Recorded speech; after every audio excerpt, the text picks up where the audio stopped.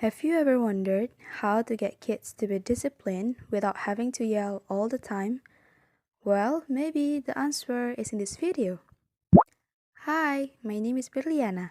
In this video, I'm going to explain one of the theory from the theory of learning. It's called the behavioristic theory. In its development, there were 7 main figures, namely Ivan Petrovich Pavlov, Edward Thorndike, John B. Watson, Edwin Guthrie, B.F. Skinner, Edwin Chase Tolman, and Robert Mills Gagne. Each figure has their assumption, but basically they are the same. This might be an old theory, but it is still super relevant in the world of education today. So here's the deal. Behavioristic theory believes that behavior can be shaped. How? Through something called stimulus or a trigger and the response. For example, the teacher gives a command, the student responds to it, and then the teacher provides reinforcement. And this reinforcement part is super important. There are 2 kinds of reinforcement.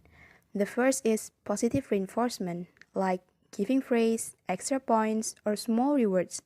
Basically, anything that makes students feel happy and appreciated. The second is negative reinforcement, which is not punishment, by the way. It just means removing something unpleasant when the student does the right thing. Like if they behave well, they don't have to do extra homework. For instance, if a student is diligent, they might get a pass on extra assignment. So, what's the goal of all this reinforcement? It is to encourage students to keep repeating those good behavior. Now let me give you a simple example of how this theory works. Let's say in class, you want your student to develop discipline. You can start by creating a habit of submitting assignments on time. First, set a rule that all assignments must be handed in early, before class starts. Students who submit on time get extra points, and if they collect, say, 10 extra points, they will earn a reward, like skipping a remedial session or getting a small gift from you. So what about the student who submit late? Well, they will get extra tax or maybe a slight deduction in their score. Over time, students get used to turning in their work on time because they know there are clear rewards and consequences. So how can this be applied in a language lesson? I'll give you another example. Now, let's say this is an English pronunciation lesson. As a teacher, you introduce a word that's a bit tricky, like vegetable. Most students might initially pronounce it as vegetable. Then you model the correct pronunciation, vegetable. After that, students repeat the words a few times, maybe all together like a chorus or one by one. If someone says it correctly, you can give them a high five, a small reward, or a quick compliment like, "Good job!"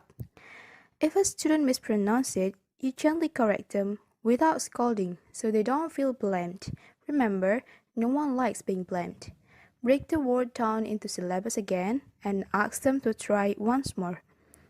Over time, that correct pronunciation will stick because it's reinforced through repetition, feedback, and a little encouragement.